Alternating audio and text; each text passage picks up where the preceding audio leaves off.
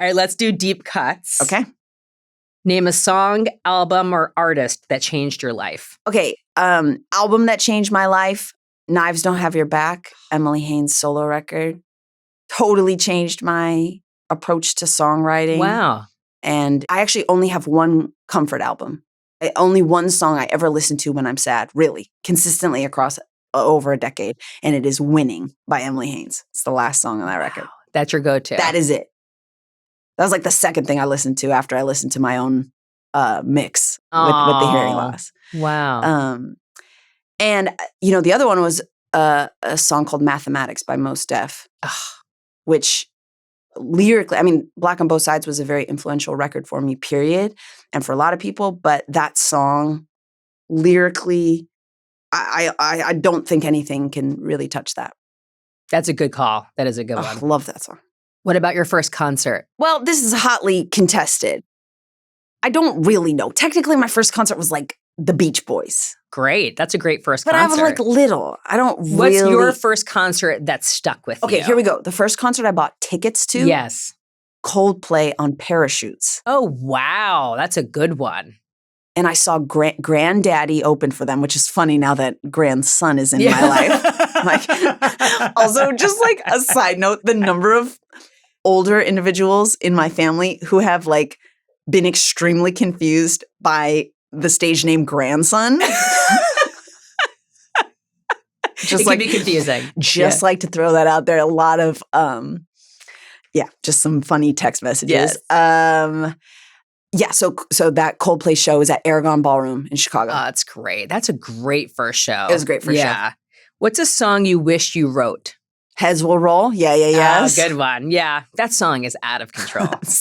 And I wish I remixed it too. Yeah. I wish I was Karen O and A-Track. That's actually amazing. Favorite movie? Clueless. Oh, perfect. Great soundtrack. What a time. Oh, God. Favorite meal or cuisine? Bowl of Cheerios. You and Keanu Reeves. What? I asked him, he said a bowl of cereal with milk. That was his favorite. He wouldn't give me specifics which cereal, but Cheerios is a good one. I mean, it's only Cheerios. Yeah, okay. I normally have 3 bowls of Cheerios minimum a day. Wow. And are we talking like OG Cheerios or like the apple cinnamon and all of like the 26 varieties or whatever? Can you see me rolling my eyes? Okay, yeah. You're original Cheerios. Yeah. It goes so far as this. On my rider is, of course, Cheerios and full-fat oat milk. I love that. So here, and that full fat, we get it. And my tour manager on it, she writes Lucky Daddy. Okay. No touch. She writes no touch Lucky Daddy. Because I have to have at least one bowl of Cheerios with full fat oat milk about 90 minutes before my show. Oh, wow. It's part of your pre-show ritual. It's part of my pre-show ritual. So I've fully just replaced a beer with a bowl of Cheerios. And Cheerios apparently doesn't need a spokesperson. They, Got it. They market largely to like infants and stuff like that. They just like don't care and they don't need me. But if they were interested in tapping into a new type of spokesperson, I really am. Like I should be a brand ambassador. Cheerios has been my favorite food since I was really like 1 to 2 or eating solid foods. I love Cheerios. I could subsist off of Cheerios. Couldn't be a bigger fan. Wow. If I had to bring anything to a desert island, if you told me I could eat one thing for the rest of my life, it's Cheerios. So it's just that it's the nostalgia. It's just the convenience. I love the taste. No, I love the taste. It. I feel good. I feel good after I eat it. I feel energized, but also full. But like not too full. Satiating. I don't even need to ask, are you serious? Because you're serious. I am unbelievably serious. Wow. I'm so glad I asked this question because I had no idea. See, Keanu Reeves could probably be a spokesperson for Cheerios. So, although he wouldn't specify which one, I asked a couple times. And he wouldn't break. He just said cereal, cold milk, any time of day. But see, to me, that's like saying meat. Right. It's too general. It's so general. Like Cap'n Crunch. Yeah. That's so different than like Raisin Nut Bran. Also, totally Cap'n Crunch, can we just say, that's a menace. Your mouth is like basically bleeding. So scratchy, so abrasive. not to toe shade. You have to be serious to eat that because it comes with some potential injury. Yeah, I am not eating Captain Crunch. Tell you that much. Jared Leto likes Fruit Loops, so you never know. Everyone's got their own like favorite. Wow, really, I hate Fruit Loops. Fruit Loops are crazy to me. You're crazy. Oh my Lord! Wow. I'm obsessed with this. Wow. Well, another question I was going to ask: what's something your fans would be surprised to learn about you? And maybe it's your obsession with Cheerios, or did they already know that? They know that. Okay. One of my early songs, I invoke Cheerios first line. Oh, wow! So a lot of the OG fans know that. It's been a recurring theme. What would people be surprised to know about me? Oh my Lord! Oh, I know, because so this is new. I just started watching The Kardashians. Oh, wow. So you're entering into a new stratosphere. Well, I figure, I'm learning. And now I'm only watching the Hulu one. Okay. So I'm not I don't know all the lore. I don't know the whole thing. But I'm just starting to watch. And I'm kind of. How is it? Well, it's interesting. I have some different thoughts. Now, I don't watch really any reality television. I don't watch any, so I don't have a point of comparison. Something that I do think is interesting is that I'm loving, which probably is the reason this whole show is successful. So this is arguably idiotic that I'm saying this, are the dynamics of a blended family, which, I had a blended family growing up. There's so many subtle allegiances and decisions and who to include, who not to. And just some of those minor things I find fascinating. I'm enjoying watching somebody else think about that. I'm also enjoying, there's a lot of women's issues being discussed, like menopause. Menopause is on the line. I love it. They're so open about it. Fertility. Yeah, it's important. It's important. But at the same time, it's there's a lot of very valid critiques of the show and the unrealistic and bizarre aesthetic standards. Oh yes, that it has created. That's tough. So, but I feel like because I'm coming into it as a grown ass adult, it's not affecting. It's not really in my brain. If you were young and impressionable, it might be a different right. takeaway. So I don't know. So maybe let me know what you think. Do you watch The Kardashians? I don't know. I don't watch The Bachelor. Everybody loves that. Yeah. Maybe I should start watching The Bachelor. I don't watch any of that stuff because I have limited time. And for me, I watch documentaries because I like to learn storytelling and also true crime. I'm a true crime girl. That's what I watch. I love true crime. I'm no crime for I know. me. I'm a full-on. That might be my secret thing. What people might not know about you is my obsession with true crime. That's okay, my girlfriend falls asleep listening to My Favorite Murder. So is do this I. a thing? It what is happening? It is. Forensic Files. Okay, can I ask you? Yeah. It's a thing. Is it that it follows a narrative that is predictable and you enjoy that? Or tell me about it. I'll tell you exactly what it is. For me, nothing can separate you from your own life and to put your own mind to rest about anything that you think is important or stressful when you unfortunately are hearing about the tragedy of someone else. So for me, it's calming personally because it's whatever you're stressed about, it doesn't matter. This person, this family have gone through hell.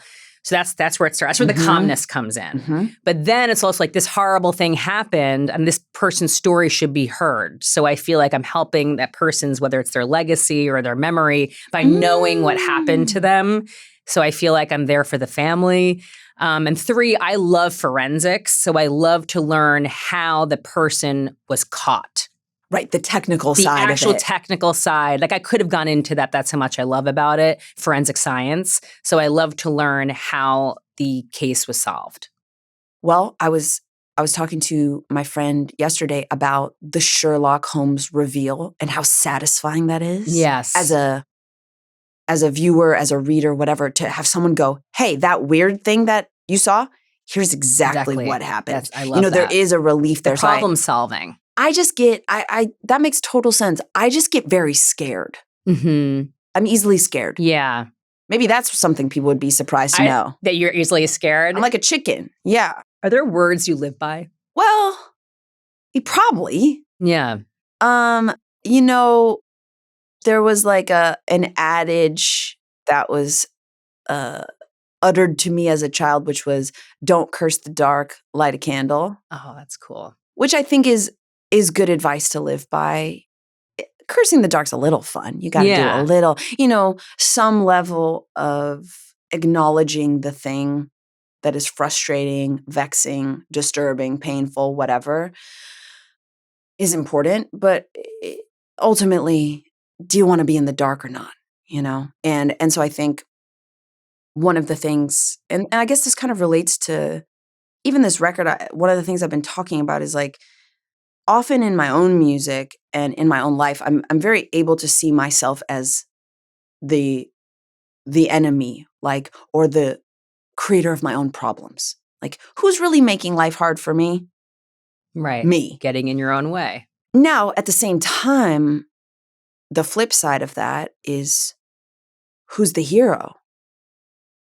Me. Me again. And I think lighting the candle is that version of being your own hero. Wow. And within all of us is the capacity to make decisions, change behavior, change our thoughts, where we can really be the person who gets out of our own way and who realizes when things aren't serving us and can be a great friend, can be a great family member, can be a creative person, whether it's painting rocks, building tables, making songs. Like, that's an important thing too. And so I feel like that's definitely something I'm trying to live by more and more, is like, yeah, okay, I can see how I'm creating problems, but I can also see how there's space for me to create solutions. Yes.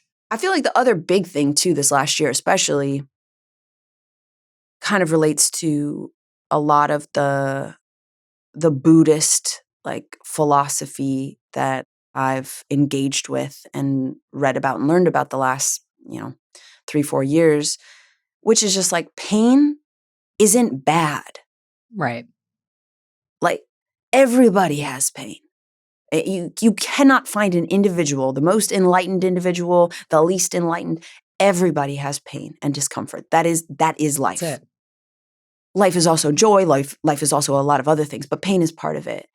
And so, reorienting to a perspective where pain isn't the enemy, avoidance of pain is what leads to our suffering, right? Mm-hmm. You talk to anyone who's like really suffering, at the root of that is a reluctance to engage with pain. Yeah. And that's been really helpful for me, especially with the hearing loss in this last year, being like, hey, this discomfort, this grief, it's not bad.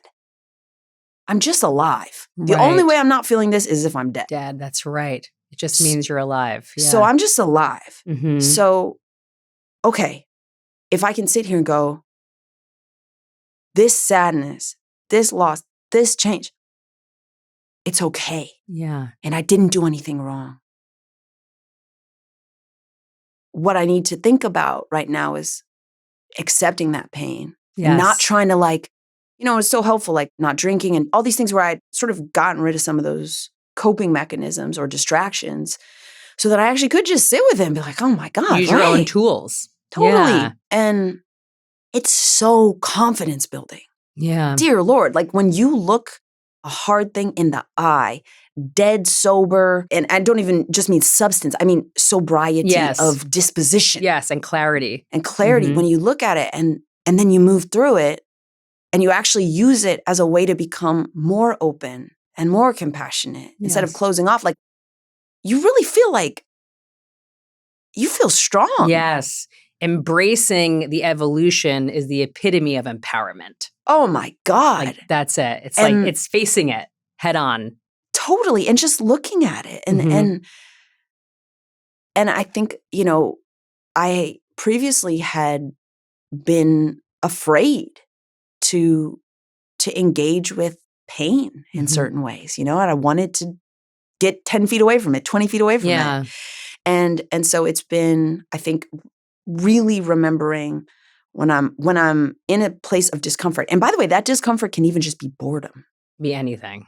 Like, it doesn't need to be like, I just went deaf. Like, right. It can be little, it can be low level, but not just not immediately thrashing against, I don't like this feeling. Yes. I don't want to have it. Getting a little bit more comfortable with being uncomfortable. Absolutely. Yeah. So that's, I think those two kind of frames of reference, they feel related, but that's sort of where I'm at. You are amazing. I'm just listening to you. I hope that you hear yourself, because your story and your journey, which is still going, is really an inspiration. I hope that you feel good about it and realize how many people listening or watching will be inspired. At the end of the day, just face your fears, and it's like accepting change and accepting the evolution and like owning it. Totally. No, thank you. Yeah. And I do think that point about, there's often a critical period when something difficult has happened. You can face openness and honesty and orient yourself in that direction. And if you're able to do that in the immediate wake of something bad happening, I just cannot encourage anyone listening or watching to try to take that approach. I haven't always. Yeah. And it's harder. The longer you wait, the harder it is. And because, I just, with the hearing loss, it's just so top of mind. I just told everybody what was happening. Mm-hmm. And I was thinking back, because I was like, I'm prepping this little talk that I'm doing. And I was thinking back to when my biological dad died. I was really ashamed, and I didn't tell people what had happened. He was an addict and had died from that. And this is also a different time. There was a much less public discourse and understanding of addiction. And so I felt super ashamed. And I remember this girl, Liz, came out to hug me.